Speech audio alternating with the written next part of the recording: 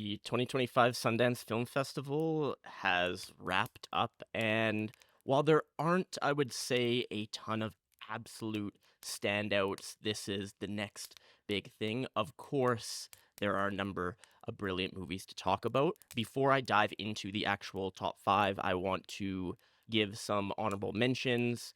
Some of these I wasn't able to catch, so I couldn't really put them on the list, but I've heard some good things. The first honorable mention is Twinless, which unfortunately I was set to watch online just before it was pulled from the online portion of the festival because people were leaking primarily sex scenes, but scenes from the film online. Super frustrating for everyone involved with the project, for me as someone who was set to watch it. But from all accounts, Dylan O'Brien and James Sweeney are pretty amazing as these two young men who kind of find support with one another after each of them lose a twin. Another honorable mention, this one is called Train Dreams from Clint Bentley, who's most known for directing Jockey, which was okay, but it appears that this one really is a triumph.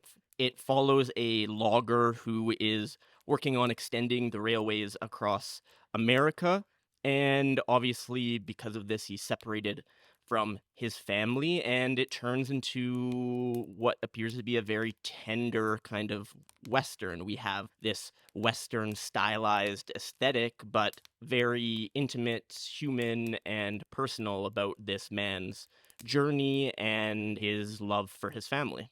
Another one is All That's Left of You from Palestinian-American director Sherian Dobbis. And here we have a really interesting premise where essentially we're exploring generations of trauma, this intergenerational trauma set primarily around the West Bank. Again, showing how events have occurred to a family over years and years and years that have ultimately led them to this point that we start the film off with. Last honorable mention, another very interesting one festival-wise is Blknews Terms and Conditions. This film was originally pulled from the festival because the production company at the time was not happy that director Khalil Joseph made a couple of small minor cuts that they did not see or have time to approve before it would play at Sundance. That production company is essentially defunct. They were bought out. Khalil Joseph was able to present this film, which was rooted in like a 30-minute video art installation of his called Blknews. And from what I've heard, again, this was one that I wasn't able to catch. It's a lot of everything. There's use of archival footage, there's some memes, there's some academic references with citations. It really seems to be, yes, kind of that artistic mosaic, a very effective collage of nonlinear storytelling. There's a lot. All right, time to move into our top five of Sundance 2025. Number 5 is Sunfish and Other Stories on Green Lake. In Sunfish, we essentially have a series of vignettes, chapters, different stories, all set on Green Lake. In this sense, it's less about the individual characters and more about a sense of place that ties all of these chapters together. There are connections between the 4 chapters, but they're not always direct or explicit. There are certain things that come up in the different chapters, be it the hammock or the trampoline or just the way that we hear the water hitting the dock. It was actually shot at director Sierra Faulconer's grandparents' cabin. So this is all kind of rooted in her childhood experience. And it was her thesis film for her master's, believe it or not. She brought on Marcus Patterson as DP cinematographer here, and together they showed a lot of restraint, which I appreciate. It's difficult as emerging filmmakers and cinematographers to not want to show off and demonstrate all these skills, all these tools in the proverbial toolbox, but they really kept things naturalistic and authentic to this place. They're not trying to be hyper stylized, which is something that Patterson spoke about when I had the chance to chat with him. Some of the aesthetic that I really loved was the use of these huge windows in the cabin and exposing for what we see outside without adding a bunch of additional light on our characters inside. In very quick and simple terms, essentially what that means is that our characters are a little bit darker. They're left a little bit in shadow, but we can see perfectly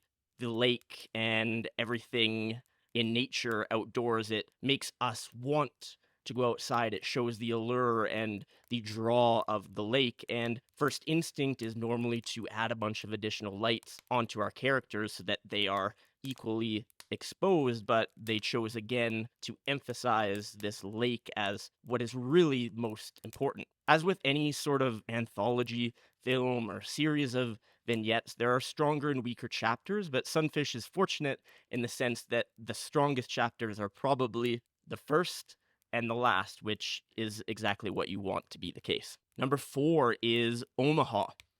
This comes from director Cole Webley, and the writer here is actually the writer of The Killing of Two Lovers from a few years ago, which was one of my more underrated films of that year, maybe 2021. It stars John Magaro as a father who has lost his wife, has 2 children, has lost his job as a result of the 2008 financial crisis, and is essentially lost and desperate. And we follow him and his 2 children as they go on a road trip from Utah to Nebraska. The teen here was inspired by photographs of these rural highways and wanted to create a look that was almost ugly. They didn't want to be hyper stylized. They wanted it to be a bit dark and grungy, and this really comes across. The colors are quite muted, and we are left in a lot of shadow, particularly John Magaro's character.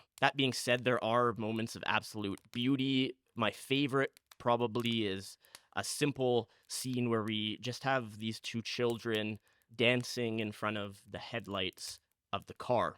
When we learn what is really going on here in Omaha, it hits you like a ton of bricks. And while some folks may critique this film for being a bit slight, it's under 90 minutes. It's still effective in delivering its messaging and hitting you where it hurts. Number 3, we have Plainclothes. This wasn't one of the most anticipated films for a lot of folks going into Sundance, but it's a project that a lot of folks are leaving the festival talking about. It follows this undercover police officer who is essentially tasked with luring in and then arresting a number of gay men. As this goes on, the officer is forced to confront his own sexuality, and we see this internal conflict play out so brilliantly on screen. The collaboration here visually is between director Carmen Emmy and cinematographer Ethan Palmer. And believe it or not, Palmer was only brought on about a week or 2 prior to shooting, but quickly established this relationship with the director and were able to do a lot when it comes to the visual combination that we see in the film. Emmy was inspired for the story by an LA Times article, and then visually they were drawn to projects like Black Swan, and you can definitely see that kind of lurking darkness in the film. Emmy also had access to a Sony Hi8 camcorder, which is the camera used to create that camcorder footage that we see in the film. And because he had this camcorder, they were able to test out some shots prior to shooting as well, and they were willing to take some risks. In fact, when I spoke with Palmer, he said that he had to treat the director essentially like a quote-unquote crazy person. This style paired with, again, some risky choices in editing and the undeniable chemistry between Tom Blythe and Russell Tovey makes Plainclothes one of the most surprising films of 2025. Number 2 is The Perfect Neighbor. This is the only documentary on the list, and I apologize. I know that there are a number of other amazing documentaries from this year, but this is the one that really struck me that I was able to see, and it's another one that kind of bucks certain filmmaking conventions. It relies almost exclusively, or at least very, very heavily, on police cam body footage. And on the surface, this seems like a pretty difficult medium to tell a complete story, to really have those emotional beats, to build tension, but oh my god, did they ever. The film is more or less about the stand your ground laws, specifically in Florida, but it is set in one neighborhood where we have a neighbor who frequently calls the police about children playing close to her home. This, of course, builds and builds and builds, and ultimately leads to this discussion of stand your ground. The film opens with the 911 call that essentially is near the end of the project, but it throws us right into the deep end so that we know that something bad is going to happen, and then it pulls back. And then it builds tension, and then it pulls back. And it really is a masterclass in documentary filmmaking. We have so much chaos and conflict, and then they're willing to just hold on a shot of a mailbox or a basketball net. And they give us these brief moments to breathe, and then they throw us right back in to the thick of it. And it just shows that you don't need this sort of Netflix production to make a documentary. You don't need to have perfectly set mood lighting on talking head footage where you have an individual, for some reason unconnected to the story, sitting in the middle of an enormous chapel or other large industrial building, perhaps just to create a cool depth of field. There's no pretension here. They are simply telling the story in a unique and powerful way. It's also, of course, very much a testament to the editing here. There is a lot of body cam footage that they pulled from. They also pulled some actual news footage as well, and determining how to use this footage and having the audacity to hold shots from body cam footage that are not traditionally aesthetically beautiful, but somehow hold an emotional resonance that's almost unexplainable. It's really great work and a collaboration from everyone involved. The number one film from Sundance 2025 is Sorry Baby. This directorial debut from Ava Victor is a triumph in emerging filmmaking. It showcases such a confidence and a self-assuredness from Victor in her writing, in her direction, and in her performance. She does all three. The film follows her character, Agnes, as she deals with a very traumatic experience. It's split into 5 different chapters over the course of 5 years and is understated in its approach. It's not trying to do too much, but it still has these pockets and punches of absolute humor. It shows us the use of humor as a mechanism of coping, and you can see Victor's experience in writing for outlets like Reductress here. It's very dry, it's very socially driven, but it's not in your face. There's a subtlety and a nuance to it. The story is enhanced by the cinematography from Mia Chofi Henry, who again does a brilliant job in supporting the story, in supporting Agnes, not showing off, not doing too much. But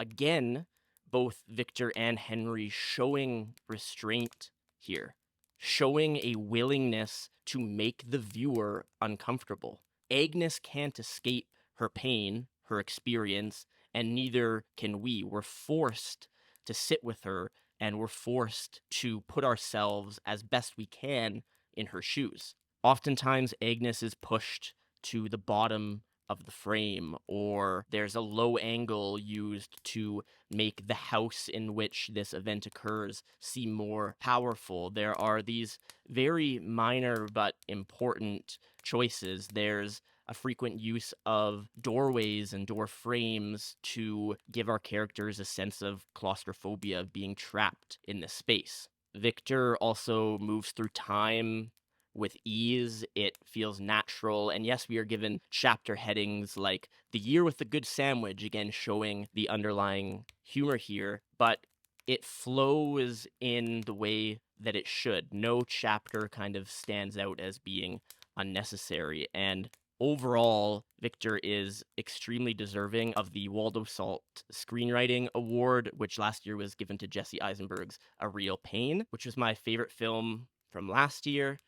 And now we have Sorry Baby, my favorite film from Sundance 2025. Thanks so much for watching. Like, comment, subscribe. Those are actually genuinely helpful to me as a human. Watch some more Sundance reviews as I post them, and have a wonderful day. Thanks.